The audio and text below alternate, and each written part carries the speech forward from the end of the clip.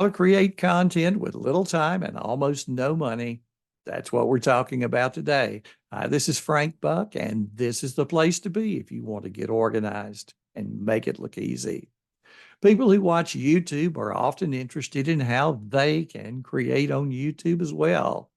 Well, today I'm going to share with you the process that I use each and every week to produce a blog post, YouTube video, podcast, newspaper column, the subject of an email to my list, and short social media content. It all starts as a note in Evernote. Every new piece of content for me starts as an Evernote note. Now, you can do the same thing in any note taking app. Pick one and stick with it. That note provides a place to start with an idea, add to it, refine it, and then publish it. So let me ask you right now, do you have an idea for a piece of content? Pause this episode and jot it down, preferably in your note-taking app of choice, and then come back. Throughout, I'm going to use Evernote as an example. If you're using another note-taking application, adapt my ideas to your needs. First, we're going to start with a notebook in Evernote called Content Creation.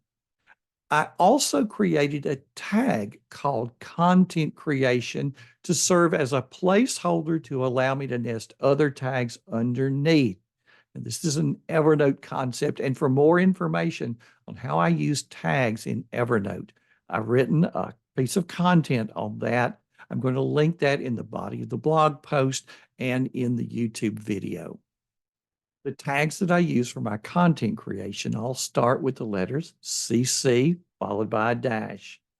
My list includes a tag for previous post, future post, and tags for each of the 12 months of the year. So let's start with things for the future. I have a tag called CC-future. Ideas are often fleeting, so how can we trap the initial idea that may become the best post we ever created? That's the easy part if you've been around with me for a long time. You could start with a memo pad in your pocket, or it could be a napkin in a pocket, provided that you put that napkin in a place where you can see it later and put the information in a more permanent place. If I'm walking one of my dogs and an idea occurs, I pull out my phone, hit the microphone icon on the Remember the Milk widget, and speak. Then, when I review the Remember the Milk inbox later in the day, well, there's my idea. To trap the thought is the first step in a three-part workflow that I teach. Next, we've got to organize that thought. People who line their computer monitors with sticky notes have mastered trap, but failed in organize. So let me give you a formula for organizing those good ideas for the future. First, create a note in that content creation notebook. Tag the note CC-future. And now insert a table of 4 columns. The first one is for a date. The second one for a working title. The third for a description. And the last for any notes. That's going to give you a place to house a bunch of ideas in a very compact space. Next, duplicate that note so that you always have a clean copy. And if your ideas are plentiful, there's nothing wrong with splitting those ideas across several notes, all tagged CC-future and housed in that content creation notebook. The ideas you trap now have a permanent home. Transfer the information there and throw away the napkins. Next, let's look at what's coming up for this next month. In other words, what am I composing for the present? I like to work a month ahead. When a new month begins, my goal is to have every post written, every video and podcast recorded, edited, uploaded, and embedded into the blog post, every newspaper column written, and have ideas for tweets composed. My month is ready to go. My attention can now be turned to future projects, future ideas, other ideas, things for the next month for my content. So the first step in creating content for this month that's coming up is to create an Evernote note. With the content being published once a week, my job is going to be to create 4 or 5 pieces of content, depending on how many Tuesdays are coming up in the coming month, because that's when I publish. And so to help me organize, I have a little template saved in Evernote. I start the note by inserting that template. And while I'm at it, I tag the note with the name of the month. That tag contains the letters CC, a dash, and the name of the month. That way, if I search for that tag, it's going to bring up those few notes that are a match. Tag the notes all in one batch and assign them all to that content creation notebook. With the templated notes created and tagged, I have a canvas on which to paint. A good starting place is to click the CC Future tag. Okay, so that's going to give me all those ideas that I had trapped for the future. Take a look at some of those and decide which ones you might want to now write as post for that coming month. Another source is just what's happening right now in your daily life that you're thinking about now and want to write a post now and have it come out in the coming month. At first, those notes have only a rough title and random thoughts. I'm going to now work on the text. Set aside dedicated time to write if you wish. Writing during waiting time is another option. Do you like to write while watching TV? Go for it. And since Evernote syncs across all devices, use the capability to add and refine text from anywhere. Adding text can even include speaking into a note on the phone and letting Evernote convert your voice to text. Friends, for me, batching is everything. Producing a piece of content from beginning to end has many steps. Things go smoother and they go quicker when batching similar activities. So while I'm in the writing phase, I write. The goal is to get the text and to get the text right on all of the posts for the coming month before I move on to any other thing.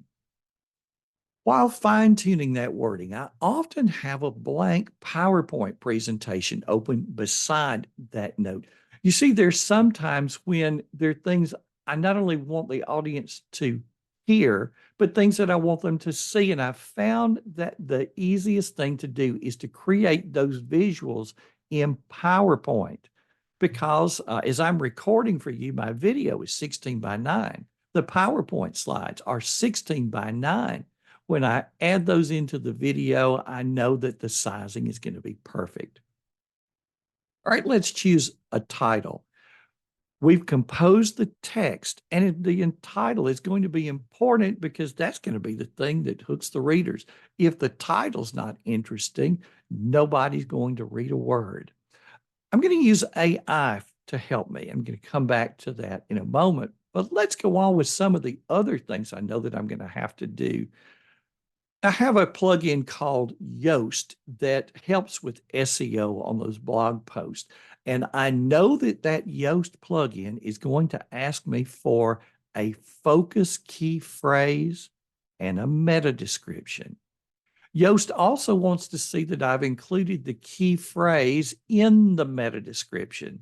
So it sounds like some more things to do, right? And then, of course, I want to compose some tweets to hopefully drive traffic to the content. You can see these steps are starting to pile up one upon the other. Here's where I'm going to use AI to make it helpful.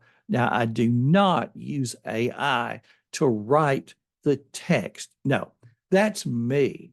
But I do want it to help me with some of the mundane things. So here we go.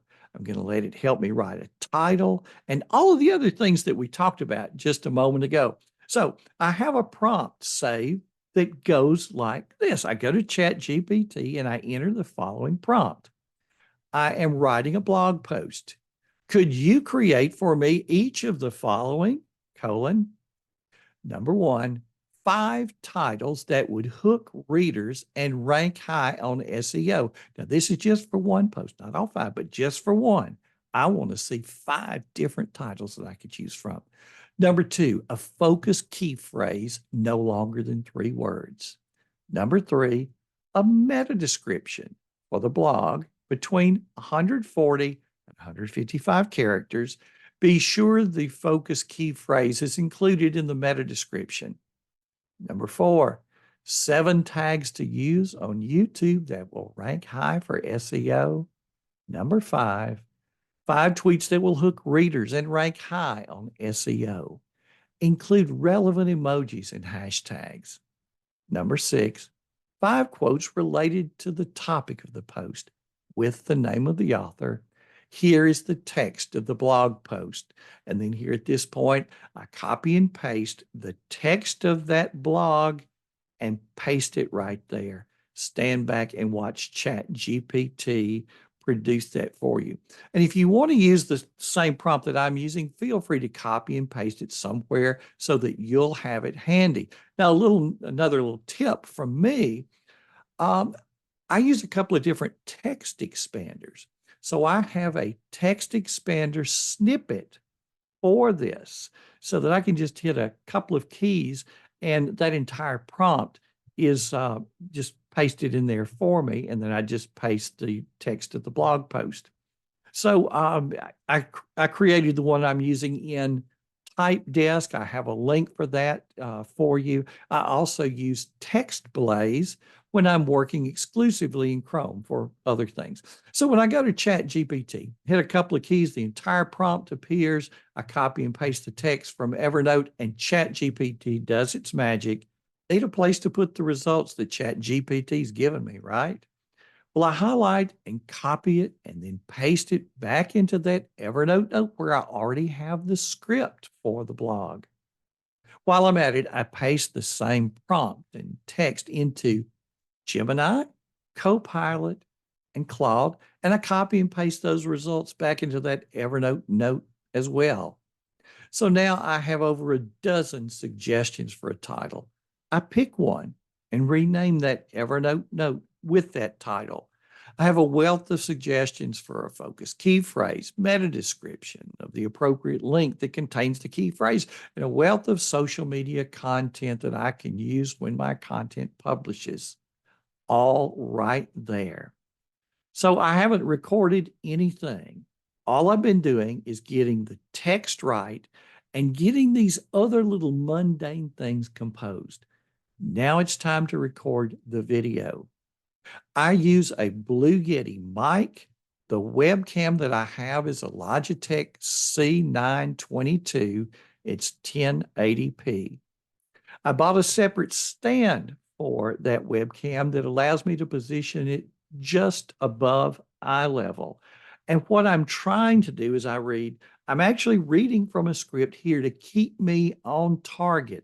And my goal is to try to look just below the webcam and have my text there. Now, I strongly recommend that you download and install Krisp, Krisp, to remove background noise. I'm using that now. You won't believe how much room noise you're introducing until you hear yourself without that room noise. My dogs can bark in the next room and the sounds will never make it to this recording. At present, the free version of Krisp gives me 90 minutes per day. After downloading and installing Krisp, it appears in my system tray. Now you want to click on that icon down there before you begin recording to make sure that Krisp is showing the correct microphone and speakers for you. For example, I want to make sure that Krisp is using this Blue Yeti mic to record rather than the webcam's mic. When I use Zoom to record, I want to make sure that in my Zoom settings that the microphone and speakers selected say Krisp. So Krisp is going to appear in your selections in Zoom, which is where I record, and just make sure that that's correct there. So let's start recording. I do use Zoom. You're probably already familiar with Zoom. I'm familiar with Zoom, and that's why for me, it's just a very easy choice.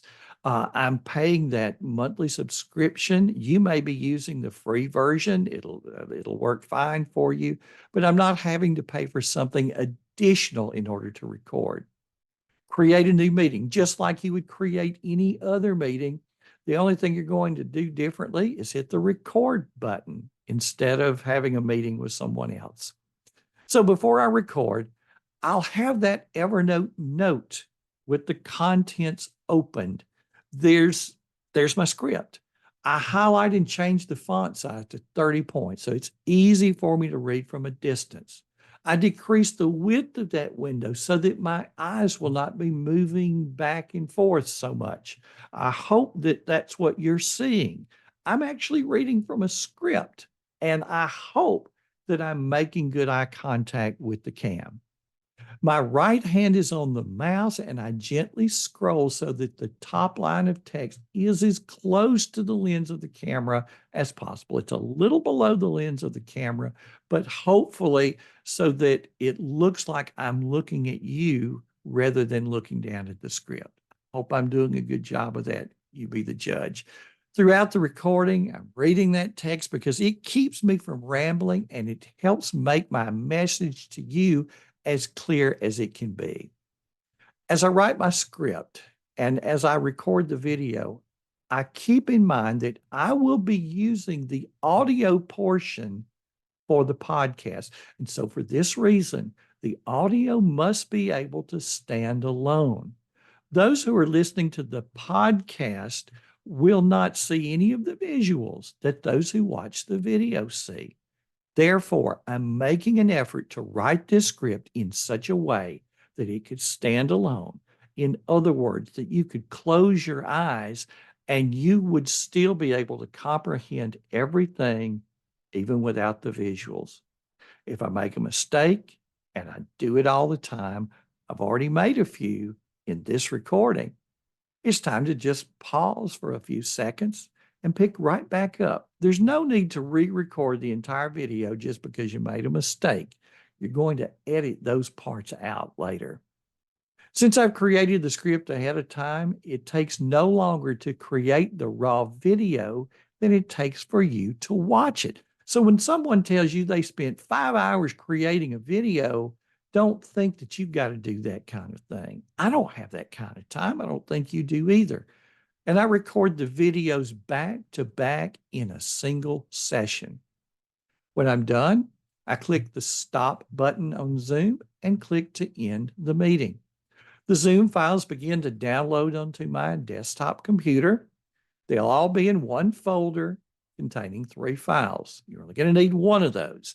It's the one that contains both audio and video. I drag that one to my desktop, and I drag the rest of the folder to the trash. Typically, I record all of those videos for the coming month back to back in one sitting. Now, the next step is to edit the video. I use a free program called Shotcut, and I've been using it since before the pandemic. I recorded a video early on to describe that process, and I'll link to that video in the content of the blog post and in the show notes for the YouTube video. Shotcut is what I use to edit out my mistakes. I can also create some captions as I go along at certain points to add emphasis. YouTube allows what's called an end screen. So in Shotcut, I'm able to resize the dimension of my video to make room for those videos that I'll later insert into the end screens. So if you're watching the video, you'll see right at the end that suddenly my video becomes very small up in almost one corner, and that gives me real estate where you see a couple of suggested videos for the future. If I'm not using any other visuals, in other words, if you're simply seeing me talk, I'm ready to export. But if there are other visuals at this point, in Shotcut, I add another video track. This allows me to drag things onto the timeline. These elements can be from videos from somewhere else. They can be pictures from somewhere else. I simply drag those things right into the timeline exactly where I want them to start and drag the length of it on the timeline so that it appears as long as I want it to appear. You see that visual without seeing me, even though you hear my voice behind it. It's actually very easy to do. When I'm demonstrating something that I've been doing on the computer, I've found the easiest thing to do is create screenshots in PowerPoint. I'm able to simulate some animation by duplicating a slide and then adding a circle or a square around a particular portion of the slide that I want to emphasize. Now, I'm not going to drag the entire PowerPoint presentation into Shotcut. No, no. There's a very useful technique that most people don't know about. In PowerPoint, I can export the presentation as a JPEG file interchange format or PNG portable network graphic format. With either option, I'll be asked if I want to export just the particular slide I'm on or export all slides. And in all cases, I want to export all slides. Now I have a folder on my desktop containing an image for each slide. In other words, PowerPoint has created a picture of each slide. The slides are 16 by 9. My video is 16 by 9. It makes it so easy. I just start dragging the images onto the new video track and adjusting the starting and ending points. This allows the viewer to see the full screen where there's nothing to show. You're just seeing me. And then it hides my face when the focus needs to be on this visual that's now on the screen. Okay, so now it's time to export from Shotcut. On the menu, I click on Advanced, and I'm going to see an option for YouTube. If you're watching the video, I'm including some screenshots of settings that I use. I don't know that what I'm showing you is the absolute best, but what I'm showing you is exactly what I used. And I'd welcome comments from those who have a little more experience or have some other ideas. Now I have the finished product saved on my desktop as an MP4 video. My next step is to take this video and create the audio that will produce the podcast. I use a very popular program called Audacity, and it's absolutely free. In Audacity, I drag the MP4 into a window. In a matter of seconds, Audacity creates the audio that I now download as an MP3 file. Again, I batch the content. I'm going to have all the videos for the coming months sitting on the desktop, and one after the other, I open Audacity, drag the next video in it, export, rinse and repeat. I'm not quite ready to upload either the audio or the video quite yet. I know that when I upload to YouTube, I'll be given the opportunity to add a thumbnail. So I want to have that ready. Also, for both YouTube for the video and Spotify for the podcast, I'll be able to add a description. And I want to have those ready and include in the description a link to the blog post. Okay, so my next step is I'm going to create those thumbnails. For the thumbnail images, I use Canva. If you're new to Canva, you can type YouTube thumbnail in the little search window, and it will give you some templates you can use, as well as the ability to simply start from scratch. What's important is that you know the dimensions are going to be exactly right. I have a single Canva project that houses all of the thumbnails for that particular year. So I open Canva one time, open that project, and create a thumbnail for each post for the coming month. I then download those thumbnails when I've created them. I like to compress the size of those thumbnails, and so I use a site for this called Optimizilla. It's free and allows me to drag all of those images at one time, all 4 or 5 for the coming month, into the window. It downloads all of them as compressed images. I trash the original ones. Now, I know that I'll be using these images in the blog post. I log into WordPress and add all of those images at one time into the media library. That way, as I compose the post, the featured images will already be available to me. Secondly, I send an email to my list once a week using Constant Contact. The content I post that week is a major focus of the email. Therefore, I add those thumbnails to my Constant Contact library, and I do it all in one batch. When it's time to add the image to an email, the image is already loaded into the Constant Contact library. Now let's create the blog post. My next step is to create a blog post for each piece of content for the coming month. I log into my WordPress site, create a new post, and get started. In the Evernote note, I've already got the title. I've already got the text. I've already got several suggested key phrases, meta description, so forth to choose from. So I just start pasting all of that in. You'll probably want to do a little formatting when you get it pasted in.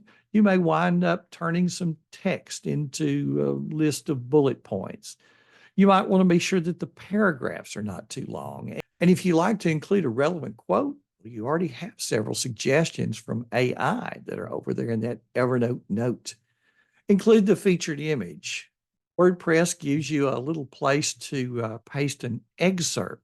Well, that's easy because you've already got the description there from your meta description. So use it there. Now I'm going to schedule a date and time for this post to appear. I want the blog post, the YouTube video, the podcast, and all of it to go live at exactly the same time. For me, it's Tuesday at 11 a.m. Central Time. Once I've scheduled the blog post, WordPress gives me the exact URL. I'm going to copy, paste it over into that Evernote note. I'm going to need it again when I upload the YouTube video and the podcast. Now, with the blog handled, let's go to YouTube. It's time to upload. Click your picture in the upper right corner and select YouTube Studio. Click the selection to upload and drag that first MP4 into the window. While the file is uploading, that gives us a good time to work through the various menus that YouTube presents. I start by copying and pasting the title. Well, I've got the title in the blog post. I also have that title over in the Evernote note. I add the thumbnail. It's sitting right there on my desktop. I already created that in Canva and compressed it. AI has already generated for me a variety of descriptions. I pick one and paste it right into the block there in YouTube. I also include a link to the blog post because, after all, I want people visiting my website. AI generated for me a wealth of tags, and I stored them in that Evernote note. Now's the time to use them. In addition to what AI generates, I take the entire title of the video and I add that as one of the tags. Another technique that I started using recently is to take all of those tags and include them in the bottom of the description. As you work through the menu, YouTube's giving you a chance to add what's called an end screen. Select 1 or 2 videos that you want to present to other people to see as the next things that they watch. You'll see why the size and position filter I use in Shotcut came in handy. I have plenty of real estate to insert those 2 videos. Schedule a date and time for the video to go live. Again, Tuesday at 11 Central Time is where I want it all to appear. Before I leave that YouTube video to upload the next one, there's one more thing I want to do. Copy the embed code. To find this code, start to play the video for yourself. Right-click in the video, right in the center of that video, and look for the option to copy the embed code. You're going to now paste it over in the Evernote notebook because you're going to need it soon. Like everything else, I batch this upload process. When I finish with the upload for one video, I continue to the next until I have them all done. Next, I move toward batching the upload process for the podcast. I use Spotify for podcasters. It's free. And when I first started doing a podcast, I wondered how I would get that podcast listed on Apple, for example. It turns out that's all done for me. All I do is upload the audio in one place, and Spotify handles pushing it to a host of other platforms. In Spotify, I click to create a new episode and upload that first audio. While the audio's uploading, I copy and paste the title, description, and URL for the blog post, schedule the audio, and save. I'd like to grab the embed code here as well, but there's a little trick to it. I find that the embed code is not available to me until the episode publishes. So in other words, that's going to be a Tuesday at 11 o'clock some weeks in the future. The URL for that episode, however, is available to me right now. After examining that URL side by side with the embed code of episodes already published, I figured out a simple formula. Go ahead and copy and paste the URL for that future episode somewhere. Now, in that URL, look for the word episode. Just before that word, you're going to type the word embed followed by a slash. That is going to give you your embed code that you can now copy, and you can now paste that over in the blog post in just a little while as another step.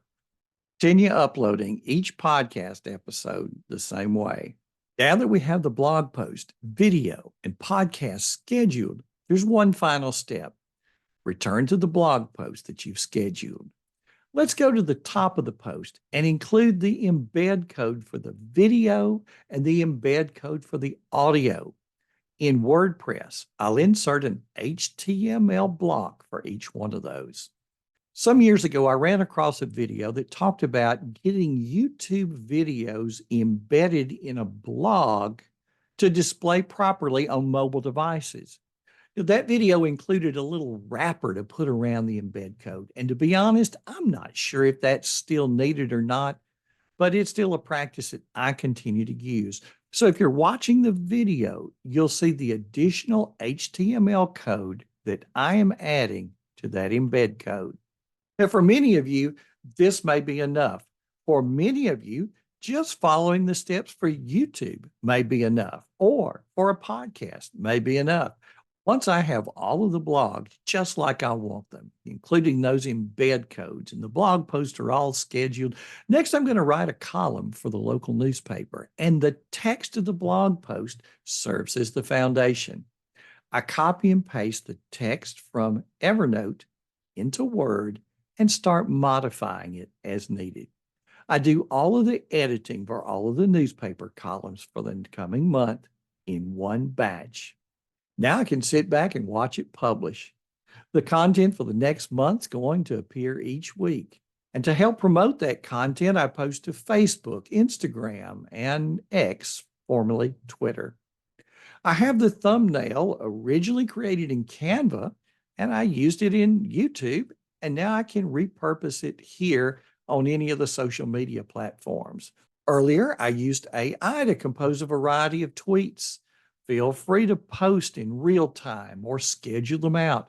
X allows you to schedule posts into the future. In addition, I use the free version of a service called Publer to schedule across several social media platforms. To repurpose the audio, check out Headliner. Each week, soon after the podcast publishes, I receive an email from Headliner. The service has automatically selected a clip just under a minute in length. One click downloads that creation for me. I now have a short audio that I can post on social media. Each week, I send an email to those who've signed up on my list. The main thrust of that email is letting my audience know about my latest post.